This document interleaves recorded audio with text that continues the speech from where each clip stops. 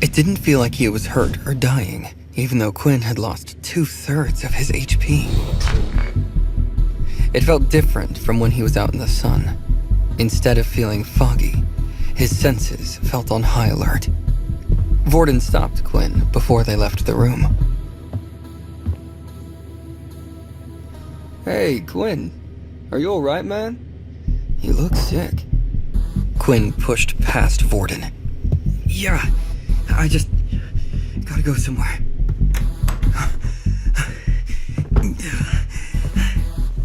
Quinn ran out of the room, heading down the hall. He knew he had miscalculated everything. Although the system had warned him about his 1 HP loss every hour, he hadn't expected his body to react this way. Quinn had only planned to sleep for 5 hours. He wanted to get rid of his hunger before morning classes started. Quinn calculated how much time he had left. Breakfast is mandatory and it lasts from 8 to 9. Then I have to go straight to class. That lasts until noon. I don't even get a break between classes. I barely have time to get to class before the bell rings. In other words, he had no spare time. He could try to skip school, but this wasn't regular school. The army severely punished troublemakers. Does that even matter? This might be life or death. Punishment couldn't possibly be worse than what this system is going to do to me. Quinn made his way to the canteen queue to be served some food. He took deep breaths. He wanted to get the hang of his heightened senses. His senses made it hard for him to think. Quinn could hear conversations as though they were right next to his ears. The pots and pans of the kitchen felt like they were being hit against his head. Quinn needed to get these senses under control. Quinn managed to clear his mind. The noises didn't go away, but he could ignore them. Just then, Riley entered the canteen. He had no bruises on his body from yesterday's fight. He must have gone to the nurse's office. That's the only thing that makes sense. Still, I'm going to give him a lot of space. I can tell that he's got a short fuse today. As soon as Riley saw Quinn, Riley decided to take out his frustration on him.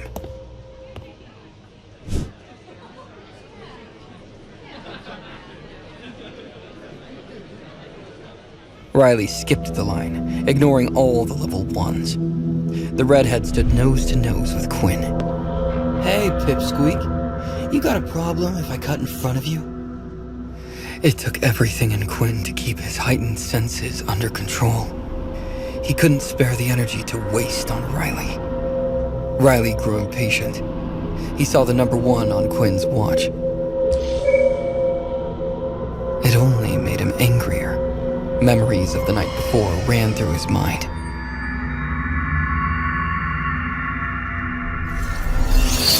I'm talking to you.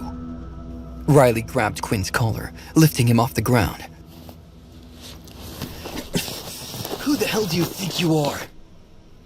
Riley's face was so close to his. Quinn heard the blood flow through Riley's neck. Quinn could even taste it. The redhead's heartbeat sounded so inviting to Quinn.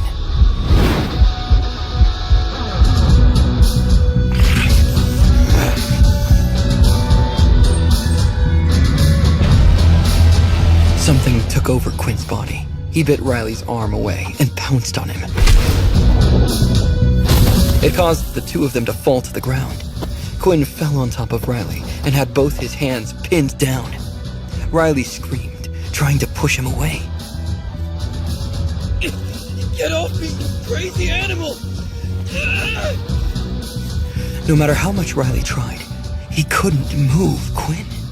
Riley's ability was useless in this kind of situation.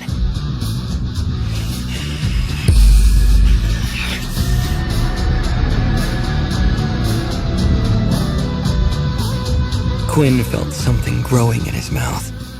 Quinn placed his mouth inches away from Riley's neck, ready to take a bite.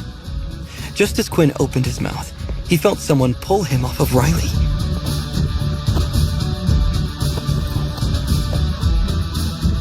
The stranger chucked him towards the people in the queue. The newcomer placed himself between Riley and Quinn. Don't touch one of my boys. Quinn recognized the boy. Dan was a large teenager with a muscular build. His appearance was more like that of a bald adult. Riley bowed his head, feeling ashamed. Sweat ran down his cheeks. Dan, thank you so much. Dan walked toward Quinn.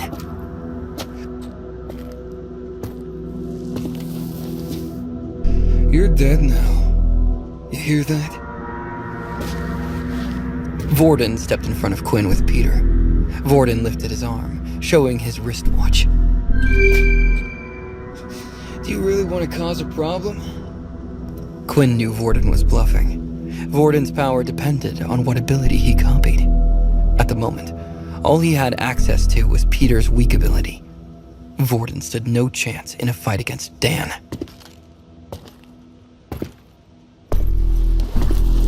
Vorden's plan succeeded. Dan backed down after seeing the number 5 on Vorden's watch. He took Riley with him. Before Riley walked off, he looked at Quinn. Riley ran a finger across his throat, just like Quinn had done to him the day before. Peter's legs shook.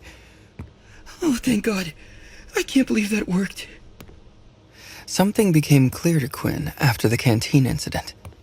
The teachers wouldn't step in, no matter what happened. Many guards stood in each corner of the canteen, but not a single one had done anything to help. After the group finished eating, they went to their morning classes. Quinn couldn't concentrate on anything. He tried to stay calm while watching his HP slowly ticking down. It drove him insane seeing the number go down each hour. He regretted not biting into Riley's neck when he had the chance. Quinn rushed off without Vorden and Peter as soon as lunch started. He checked his status right away. 1 out of 15 HP. What the hell is happening to me? His hands wouldn't stop shaking. Each time Quinn's HP went down, it was harder to control his body. Sooner or later, I'm going to go crazy. I kept seeing visions during class. Visions of blood and ripped open necks. I need to do something, or something really bad is going to happen. Quinn ended up in the library, not realizing he'd been walking there. He stood in front of the fiction section of the library. Maybe this will have something to help me. I really need to stop this. Quinn prayed as he took out fantasy book after fantasy book about vampires.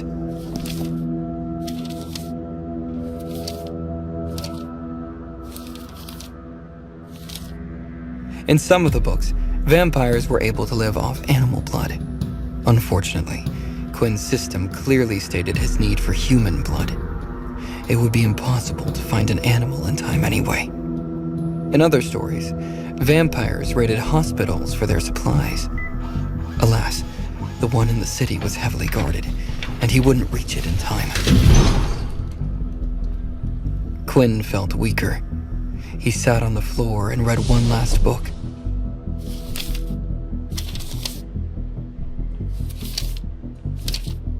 He found nothing useful.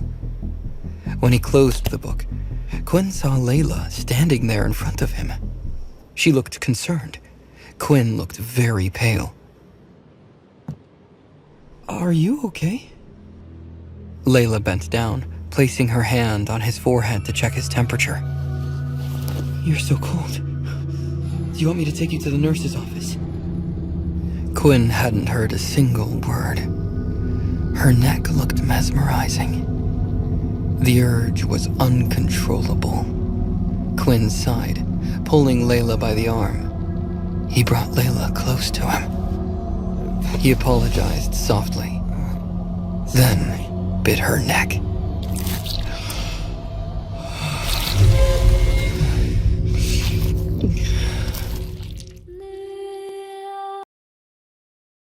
Subscribe now and start watching free episodes of the #1 fantasy show in this YouTube playlist. For the full story, click the link in the description, download the Pocket FM app, and watch all episodes of My Vampire System.